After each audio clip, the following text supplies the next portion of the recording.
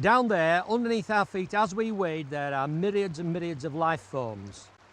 To find these samples, it's dead easy. All you need is a piece of kit like this.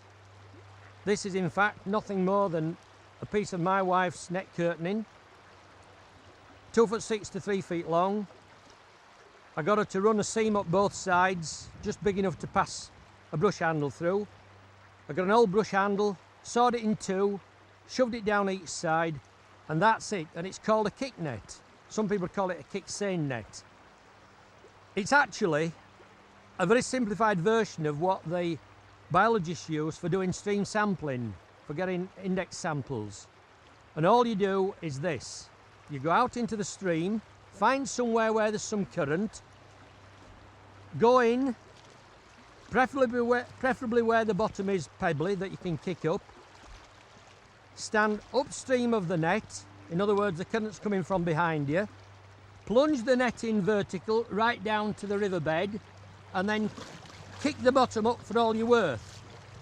That way you dislodge all the little invertebrates and they get washed by the current into the net, and then you bring the net out and look, with 2 fish. Well, I found quite a lot, and what you need actually is a wide diversification of life, not just one food form. I can start separating all this moss and junk. I'll just take my specs off. There we are, we've got a Batis nymph. These are members of the mayfly group. They're classed as agile darters, and when you see them swim you can understand why they're called agile darters. They've got a tiny little motor in them that spurts them for about 3 or 4 inches and then they rest. Look at the 3 tails. If it's got 3 tails it's a mayfly. If it's got 2 tails it's a stonefly. You can see that the predominant colour of the Batis nymphs is a shade of olive. That one's got nice dark wing buds, as you can see. That tells you it's very near to hatching time. If it's got light wing buds, it's some way to go yet. That's unquestionably the nymph of the yellow maize, that Heptagenia sulphurea, classed as flat stone clingers. Look at its lovely striped femurs. They're very, very delicately marked with the little bars across them. On the underside of these, look how pale yellow they are.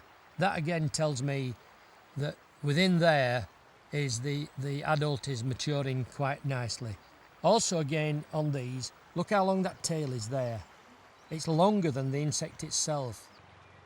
Case caddis, square section caddis case. Might be an occupant in it, or it might have hatched and flown. It could be a granum case. Hydropsyche larva.